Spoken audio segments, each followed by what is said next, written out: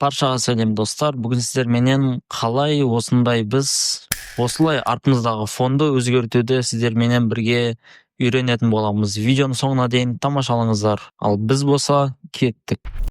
Баршаға сәлем достар. Бүгін сіздер менен дәл осылай зеленый фонды алып тастауды үйренетін боламыз. Сіздер осындай матаны сатып алсаңыздар, осылай арттарыңызға қойып алсаңыздар болады. Біз ол үшін бірінші орында видеомызды белгілеп, мына жерде удалить фон, осы жерде хромакей деген бөлім бар. Дәл осы жерде мына пипетканы алып барып, жасыл фонды біз өшіріп тастайтын боламыз. Яғни мен мысалы жасыл фон осы жерде тұр, мен үстінен басамын, және осы жерде мына настройкалар арқылы мен осылайша видеомды осылайша туырлап алсам болады. Яғни біз осы жерде фонды кесіп алдық, мінекей, бізде фон дайын болды. Ал енді бұл жерде мына артқа қоятын фонды біз видеоның басына қойып аламыз, және мына жерде видеоны осылай главный мына фонның үстіне осылайша біз слой қылып қоямыз.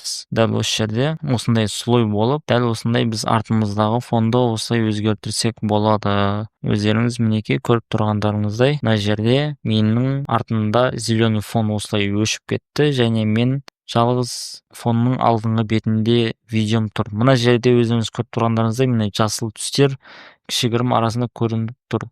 Біз бұны турлауымыз үшін мына жерде видеоның үстіне басамыз, және мына жерде корректировка бөліміне кіріп, жасыл түс біздің видеомыздың арасында көрініп қалмау үшін дәл осы жерде корректировка бөлімінде HSL бөліміне кіріп, мына жерде жасыл фонды осылайша біз барынша өшіріп тастаймыз. Мінекей, бізде жасыл фон видеомыздың арасында вообще байқалып жатқан жоқ. Сіздерге жалпы сабақ түсінікті болды деп ойлаймын. Мына жерде егер қаласаңыздар, мына жерде хромакейді өшіріп, мына жерде автоудалениені қосып алсаңыздар, бұл сіздерге өзі автоматты түрде сіздің видеоңыздағы фонды алып тастайтын болады. Яғни мына жерде жүріп жатыр, автовыражение дейді. Сіздерге кішігірім көрсетейін, қазір кішігірім бөлімін көрсетейін.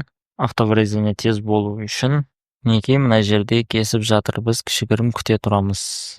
Мінекей, бізде артқы фонды өзі аккуратно кесіп берді, бірақ сонда да кішігірім мына жерде жасыл фондар көрініп тұр екен. Бұл көрінбеу үшін біз видеоның үстіне басып, мына жерде корректировка бөліміне кіреміз да, HSL деп осы жерде мінекей дәл осындай жасыл фонды осылай өшіріп қоямыз. Сол кезде бізде жасыл фондар осылайша видеоның артында өшіп кететін болады. Яғни сіздерге сабақ түсінікті болды деп ойлаймын. Сіздер дәл осы настройкаларды істеу арқылы кез келген видеоға артына кез келген фонды өздеріңіз қоя ала бересіздер. Жалпы сіздерге сабақ түсінікті болды деп ойлаймын. Сау саламат аман болыңыздар. Келесі видеоларда кездескенше